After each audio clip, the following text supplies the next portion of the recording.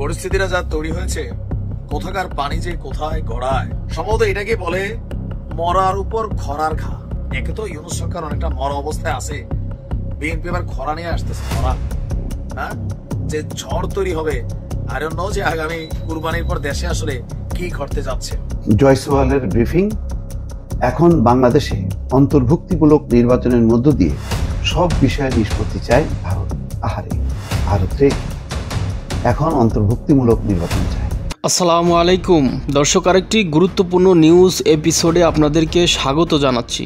দূর দূরান্ত দেশ ও দেশের বাইরে যে যেখান থেকে এই মুহূর্তে এই ভিডিওটি দেখছেন তাদেরকে শুধুমাত্র অনুরোধ করব, ভিডিওটি শুরু থেকে শেষ পর্যন্ত দেখবেন। আপনারা ইতিমধ্যে শিরোনাম দেখে অবশ্যই বুঝতে পারছেন কতটা ইম্পর্টেন্ট অর্থাৎ গুরুত্বপূর্ণ হতে যাচ্ছে এই ভিডিওটি। দর্শক, বর্তমান পরিস্থিতি যা তৈরি হয়েছে তাতে মনে হচ্ছে না যে আর ডক্টর ইউনূস বেশি দিন ক্ষমতায় টিকে থাকতে পারবে। এবার আগামী নির্বাচনে আওয়ামী লীগকে রাজনৈতিক মাঠে ফেরাতে যুক্তরাষ্ট্রের উচ্চ পদস্থ কর্মকর্তাদের সাথে কথা বলতে শুরু করে দিয়েছেন ভারতীয় রাষ্ট্রীয় আইনজীবী জয়সওয়াল। এছাড়াও তিনি আগামী নির্বাচনকে ঘিরে ডক্টর ইউনূসের নামে গুরুত্বপূর্ণ নথিপত্র দিয়েছেন যুক্তরাষ্ট্রের কিছু আইনজীবীর হাতে। তো দর্শক, চলুন আর বেশি দেরি না করে সম্পূর্ণ বিস্তারিত দেখার জন্য টিভি স্ক্রিনের পর্দায় চলে যাই।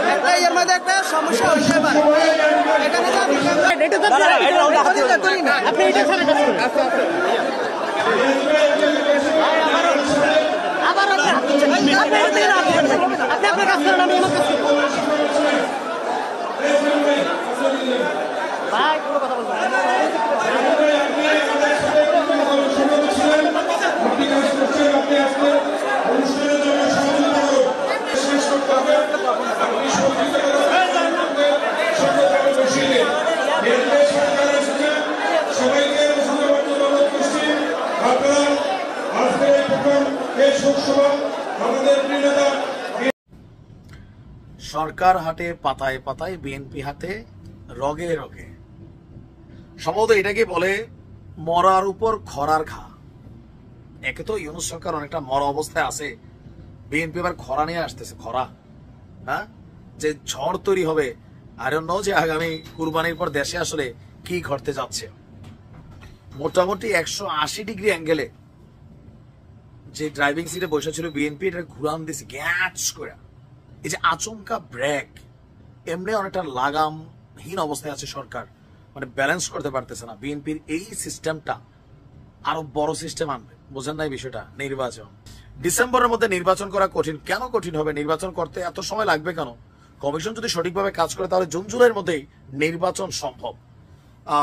তার বক্তব্য যে নির্বাচন নিয়ে গড়িমসি হলে জনগণের মনে সন্দেহ জাগাবে। আর এই যে ছাত্রদের বিভিন্ন বক্তব্য আছে, আর বিএনপি কারো কাছে মাথা নত করে না, এটাই বিএনপির অপরাধ, এটাই খালেদা জিয়ার অপরাধ।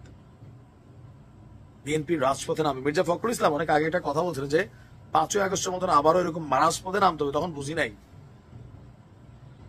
আসলে আমরা এত বুঝি না, তারা এমনি এমনি বাতাসে রাজনীতিবিদ হয় নাই।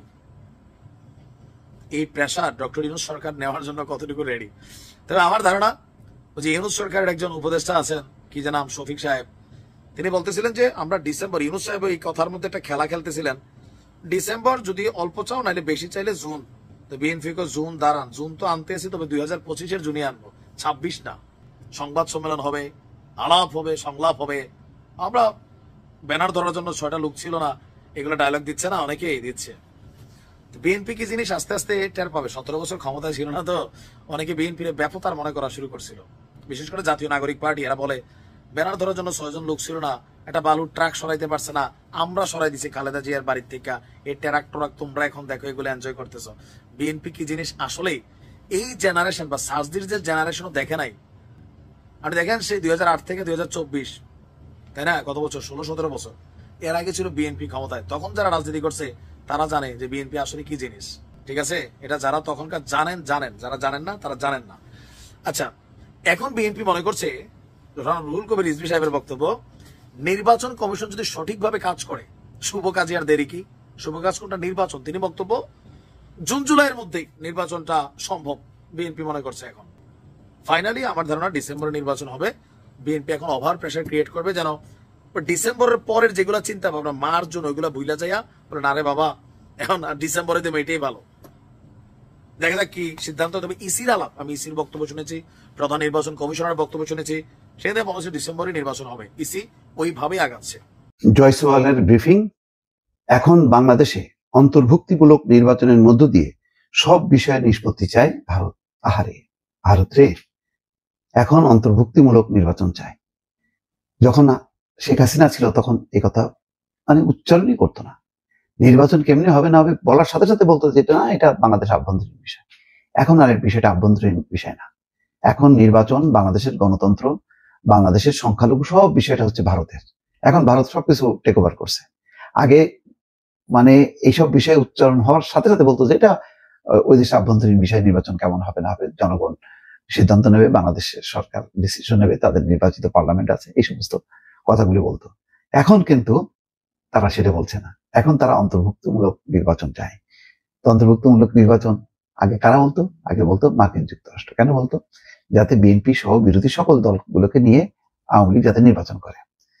আর ভারত তখন বলতো না। কেন বলতো না? এই কারণে, যেহেতু আওয়ামী লীগ চায় না, আওয়ামী লীগ চায় তারা নিজেরা নির্বাচন করবে এবং ক্ষমতায় থাকবে। এই জন্য অন্তর্ভুক্তিমূলক নির্বাচন অর্থাৎ অংশগ্রহণমূলক যে নির্বাচন, সেই নির্বাচনের কথা বলেনি। কি রাতারাতি কিভাবে পাল্টে গেল! এখন আমেরিকা নিশ্চুপ বাংলাদেশের ব্যাপারে, তাদের কোনো ব্রিফিং নাই, কিছু নাই। মাঝে মধ্যে ইউরোপ বা জাতিসংঘ তারা নির্বাচনের কথা বলে, অন্তর্ভুক্তিমূলক নির্বাচন কথা বলে। আমেরিকা চুপ, আর ভারত এখন খুব, সেজন্য কষ্ট লাগতেছে। এই কথাগুলি যদি তারা আগে বলতো, অর্থাৎ দ্বাদশ জাতীয় সংসদ নির্বাচন, যেটা আমিরামি নির্বাচন, সেই নির্বাচন আগে যদি তারা বলতো, তাহলে হয়তো আওয়ামী লীগ একটু চিন্তা করতো।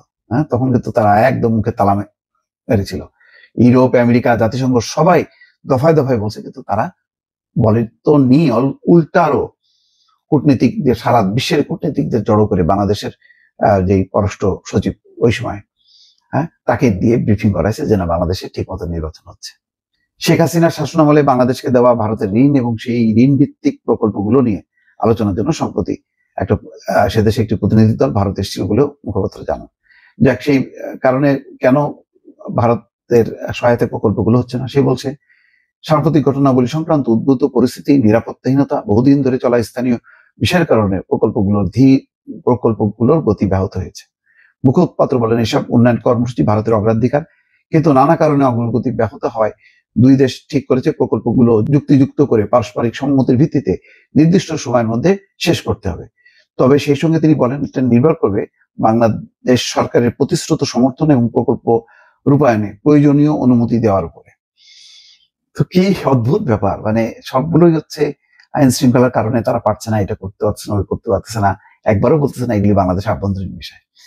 ভারত আগে এত জোরালো ভাবে বাংলাদেশের অন্তর্ভুক্তিমূলক নির্বাচনের কথা বলেনি।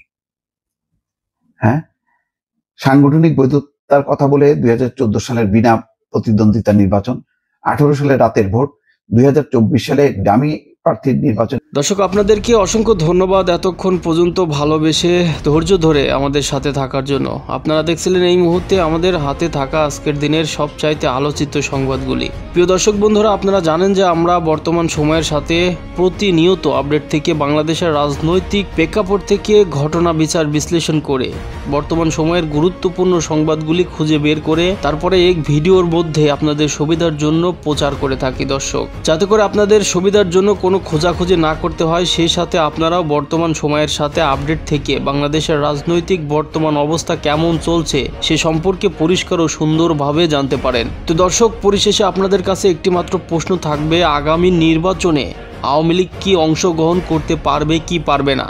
আপনার মতামত কি? আওয়ামী লীগকে কি আবারও আরেকটা সুযোগ দেওয়া যায় কি যায় না? আপনার মতামত অবশ্যই কমেন্টের মাধ্যমে জানাবেন। তো দর্শক, পরিশেষে আবার আপনাদের কাছে একটি অনুরোধ করব, ভিডিওতে একটা লাইক দিয়ে চ্যানেলটি সাবস্ক্রাইব করে অবশ্যই সর্বদা আমাদের সাথেই জুড়ে থাকবেন। তো প্রিয় দর্শক বন্ধুরা, সেই সাথে পরবর্তী আলোচিত আপডেট সংবাদ দেখার আমন্ত্রণ জানিয়ে আজকের মতো এখানেই বিদায় নিচ্ছি। সবাই ভালো থাকবেন, সুস্থ থাকবেন। আল্লাহ হাফেজ।